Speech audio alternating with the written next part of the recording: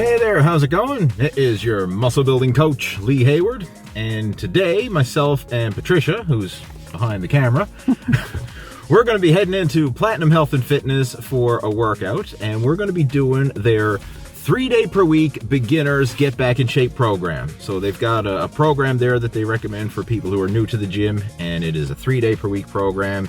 Day 1 primarily focuses on upper body, day 2 primarily focuses on lower body, and then the 3rd day is a total body workout. So this is what we're going to be following now for the next few weeks, and we're going to videotape it and take you through the whole thing. So without further ado now, let's head on into the gym and get ready to work out.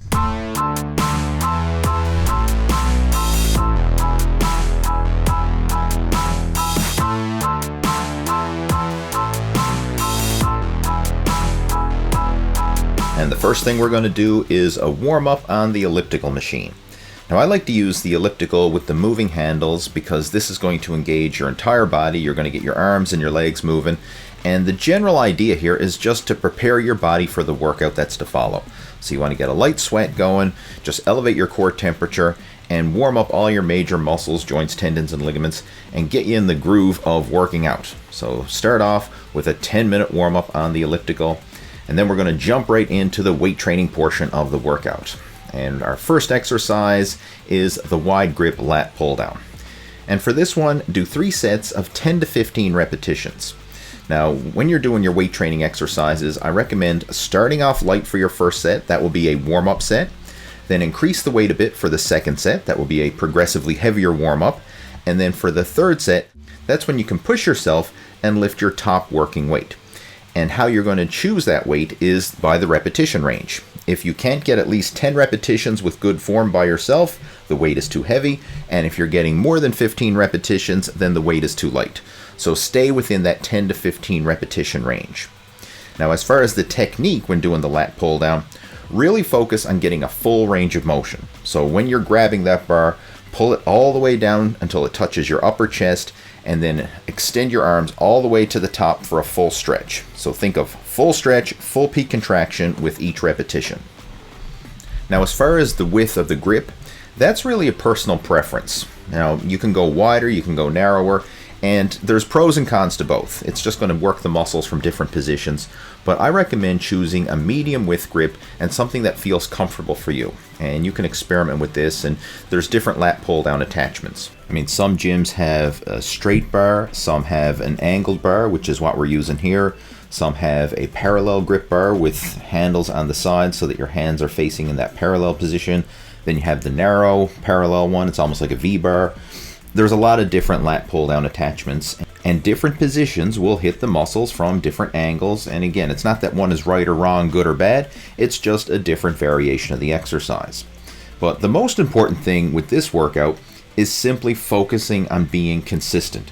Showing up to the gym, getting comfortable with the exercises, just get comfortable with being at the gym, and do a regular, consistent workout routine. That's the most important thing. Consistency over intensity.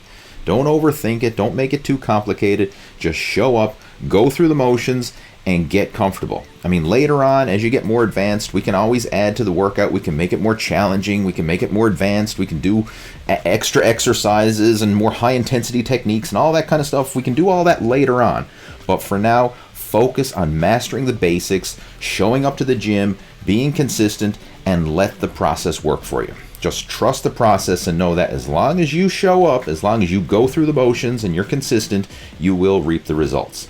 Don't make it any more complicated than that in the beginning. And that's one of the biggest problems I see when people are working out is they overthink it. They're overthinking the details, and it actually prevents them from following through because it's like paralysis by analysis. We don't want that. Just go through the motions with a basic workout, show up, be consistent, and then as you progress, we can always add to it later on. But don't make it more complicated at the beginning. And the next exercise in the workout is the seated chest press. And this is going to work the chest, the shoulders, and the triceps. And for this exercise, we're going to do 3 sets of 10 to 15 repetitions. So again, start off light for the first set, increase the weight for the second set, and then the third set will be your heaviest top weight working set. Now, when you're setting up for the chest press, A good rule of thumb is to elevate the height of the seat so that your shoulders are higher than the height of your hands. And you can see this as I'm doing the exercise. My shoulders are higher than my hands. And my hands are right across the center chest. If you were to draw a line from the hands to the chest, you can see the hands are right in line with that center chest area and lower than the height of the shoulders. And this is important because if your hands are too high and they're the same height as the shoulders, it places a lot of unnecessary strain right in that shoulder joint, and you're more likely to injure your rotator cuff and just place excess strain on the joints, tendons, and ligaments in the shoulders. So keep your hands lower, right across the center chest, and this will help to minimize that shoulder rotation and place more of the workload on the chest muscles, which is what we're trying to focus on here. Now, depending on the chest press machine, you may have different hand positions available. You notice here that I like to use the top hand position, and my wife Patricia, she likes to use that angled parallel hand position. Now, both are acceptable. There's not like one is right or wrong, good or bad. It's just a different position, and try the one that feels the best for you. So I'd recommend try both of them if you have different hand positions available, and if you have a preference for one, it just feels more comfortable for you, then use the one that feels the most comfortable. It's really personal preference when it comes to this. And moving on in the workout, we're going to do the seated shoulder press machine. And for this one, do 3 sets of between 10 and 15 repetitions. So again, adjust the weight according to those repetition ranges. If you can't get at least 10 repetitions per set, then the weight is too heavy. And if you're getting more than 15 repetitions per set, then the weight is too light. So adjust it according to your individual strength levels, and I would rather you err on the side of being a bit conservative, especially when you're starting off. Now, with this machine, you have a couple hand positions, just like we did with the seated chest press. You have the parallel grip, as well as the wider hands facing forward grip. And both work the shoulders, so it's really personal preference which one you use, and I would encourage you to experiment with both grips if you have it available at your local gym. And you can alternate them set for set or workout for workout. This particular workout, we just decided to go with the parallel grip. Both grips will still work the shoulder muscles. It's just going to hit the muscles from a different angle depending on the hand position you use. Now, with the seated shoulder press machine, you want to adjust the seat height so that you're getting a full range of motion throughout the exercise. And this is going to take a little bit of trial and error, because if you have the seat set too low, what's going to happen is you're not going to get that full range of motion in the bottom half of the exercise, and the weight plates are probably going to end up touching in between repetitions. And if the seat is too high, what's going to happen is you'll end up overstretching, and it'll be really hard to start off in the bottom range of motion. So you want to set it up so that the handles are approximately the height of your shoulders, or maybe even just a little tiny bit higher when you're at the bottom position. And this would be a good place to start. And of course, feel free to experiment with it. I mean, even with your first couple workouts going through this routine, play around with the different seat heights, play around with the different hand positions, and just see what feels the best for you. I mean, kind of go through the motions for the first few workouts, and then once you get comfortable, you can focus on training in a more progressive overload fashion and increasing the weight. And now we're going to do some work for the back with the seated cable row. And for this one, we're going to set up a parallel grip V-bar attachment to a low pulley cable. And I want you to perform 3 sets of 10 to 15 repetitions. Now, the idea behind this exercise is you really want to focus on rowing with your back and not just simply pulling with your arms. And this is something that's going to take a little bit of getting used to, because the common tendency for a lot of people, especially novice lifters, is to pull with their arms, really engaging biceps and not activating their lats to a full degree. So start off very light and conservative with this exercise, and really try and squeeze and contract your back. And how you're going to do this is try and contract your shoulder blades together behind you as you do the exercise. And it's something that really takes a bit of practice to get used to doing this.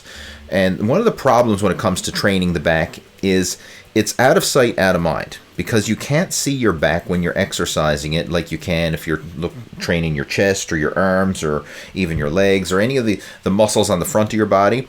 It's easy to get more mind-muscle connection when you can actually see the muscles that you're working. But with the back, where it's out of sight, out of mind, it's really hard to get that mind-muscle connection. So you have to pay close attention and really focus on squeezing and contracting those muscles. So visualize your hands like hooks as you're grabbing the handle. So try not to over squeeze the handle and simply use your hands like hooks to hold onto it, and then pull back with your elbows and really try and get your elbows back while squeezing your lats behind you. And hold that peak contraction for a second at the top of each repetition. And this will help to engage that mind-muscle connection and allow you to get a better pump and more muscle activation throughout the lats. A cue that you want to look for is if you're doing this exercise and you're getting more fatigue in your arms than you are in your back, then you need to really focus on prioritizing that. And a simple trick that will help is to use lighter weight and really exaggerate that squeeze and contraction in the back. Once you get that mind-muscle connection, then you can gradually start increasing the weight and building up while maintaining that mind-muscle connection. But it's important to really try and develop that early on. And the next exercise on the list is the Pec Deck Fly. And this is a great one to really isolate the chest muscles and work them through a full range of motion. So with this particular one, I'm going to do 3 sets, 10 to 15 repetitions, starting off light and increasing the weight with each set. And the idea here is you want to focus on getting a full stretch as well as a full peak contraction. And that's one of the cool things about machine exercises like the Pec Deck Fly, is you really get that full range of motion throughout the entire exercise. So at the start, when your hands are out to the sides, that's when you should feel a really good stretch throughout the pecs. And then as you bring the handles together, you have to fight to hold them at the top. So it's continuous tension, and this will really help to give you a good pump throughout the chest. Now, when you're setting up for the Pec Deck Fly, adjust the height of the seat so that your shoulders are higher than the height of your hands. This is kind of similar to what we did back when we were doing the seated chest press, and it's for the same reason. We want to take some of the stress off the shoulder joint and place the majority of the tension across the chest muscles. So when you have the seat high enough so that your shoulders are higher than your hands and that your hands are actually contracting right across the center line of your chest, this is where you're going to get the most activation in the pecs and minimum stress on the shoulder joint. So it's safer in terms of reducing your risk of injury, and it's more effective in terms of maximizing muscle stimulation in the chest. And now we're going to do some work for the shoulders with the side lateral raise machine. And this is one of my favorite exercises for really isolating the side head of the deltoids. Now, you can do this exercise with dumbbells, and there's nothing wrong with doing that, but I actually prefer the machine variation for a couple reasons. One, it eliminates momentum. So when you're in this machine and your chest is supported, there's no swinging or cheating or anything like that. So it's a very strict and isolated movement, and it also allows you to handle fairly heavy weight for an isolation exercise. Now with this one, we're going to focus on doing 3 sets, 10 to 15 repetitions, starting off light and increasing the weight with each set. And when you're setting up for this exercise, you're going to have to experiment with the height of the seat and make sure that your shoulders are in line with the pivot point of the handles. And it's going to take a little bit of trial and error, because if you don't get the right position, it's going to feel a bit awkward as you do that side lateral raise. So if the seat is too high, what you're going to find is the pads are going to be rolling on your forearms and it's not going to feel comfortable. If it's too low, it's going to be awkward to lift it up. So ideally, you want to have the height of your shoulders in line with the pivot of the machine. So play around with the settings for your first workout to get it set up just right. And once you do, you should feel a solid contraction throughout the shoulders, and there shouldn't be any movement of the pads rolling on your forearms as you're doing the exercise. And with this one, you can actually incorporate some partial range of motion repetitions. So as you're doing it, strive to get your elbows up at least as high as your shoulders, but as you fatigue, it's okay if your arms don't come all the way up. Right? You can kind of do that partial range of motion and really just focus on squeezing and contracting the shoulders hard at the top of each repetition. And even if you don't come all the way up to the top, you're still going to get maximum muscle stimulation in the deltoids. And now we're going to do some work for the biceps using the seated preacher curl machine. And for this one, 3 sets, 10 to 15 repetitions. Start off light and increase the weight with each set, just like with all the exercises in this workout.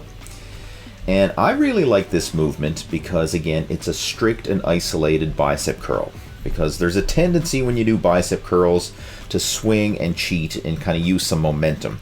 But with a preacher curl, your arms are supported against the pad and it minimizes that body movement and the momentum. So you really focus on getting a good bicep contraction without swinging and bringing in other muscle groups to assist the exercise. And a nice benefit of most machine exercises is they provide constant tension throughout the entire range of motion. Because when you're lifting free weights, very often there is an imbalance in the strength curve. So at the start of a bicep curl, if you're using free weights, you don't really get a lot of tension at the start, and most of the tension is in that mid-range. But with a machine exercise, you have tension right from the start, continues on right through the mid-range, and you even have that tension at the top as well, where you have to fight to hold that peak contraction. So I really like this one for getting that full range of motion, full stretch, full peak contraction, and doing so with strict and controlled form. So it's a great bicep exercise to include in your workout, and it's a great one for beginners to really get that mind-muscle connection. And now we're going to do a complete opposite exercise and work the triceps with the tricep extension machine. Now this particular one is like an inverted preacher curl, because we have the pad and the seat almost the exact same as a preacher curl, but instead of curling your arms, you're extending them. So it really places all the workload in the triceps, and it keeps the movement nice and strict, just the same as the preacher curl does for the biceps. Now this particular machine is a plate loaded one instead of a weight stack one, but it doesn't matter, the movement is the same regardless. Now with the preacher curl bench and the tricep extension bench, you're going to have to experiment with the seat height and set it up so that your upper arms rest flat against the pad. If the seat is too low, your arms are going to be angled up, and then if the seat is too high, you're not going to be able to get that firm placing on the pad. So play around with the seat height and try to get it in a position where your upper arms are resting flat against the pad. And really focus on just extending the arms, contracting the tricep muscles hard, and feeling that peak contraction in the bottom of the movement. And just like with the preacher curl, this provides constant tension throughout the entire range of motion. So when you extend your arms out, you're really going to get that strong peak contraction, and then as you bring your arms up, you're going to feel the stretch in the tricep muscles. And I really like those movements where you get that full stretch, full peak contraction. Really helps to develop that mind-muscle connection.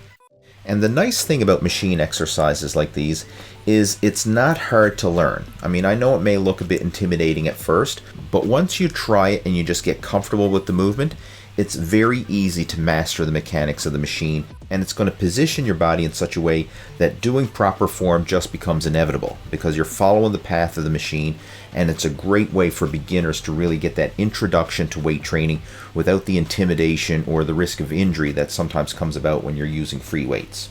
So this workout that they have right here is a fantastic program for beginners to follow, to get comfortable with the gym and to maximize muscle stimulation in a safe and effective way. And we're going to finish off the workout with some work for the abdominals. And right here I'm using the lying abdominal crunch machine.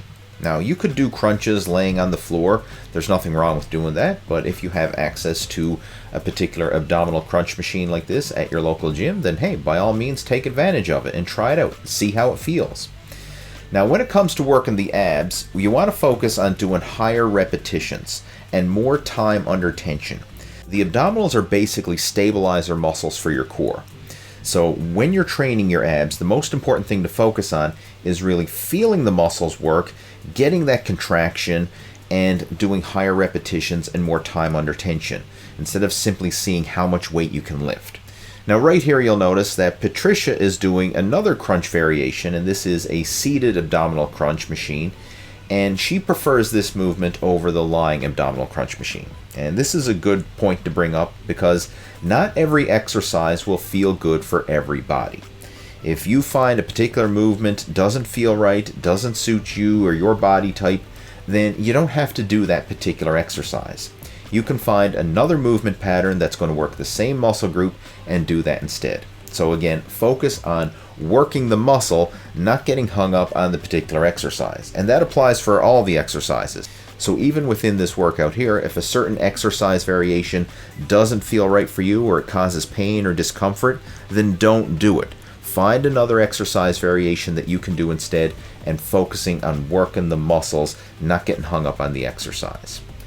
So there you go. That concludes the workout. Now in the description below this video, I'm going to have the entire workout routine with all the exercises, sets, and reps outlined for you so you can follow along.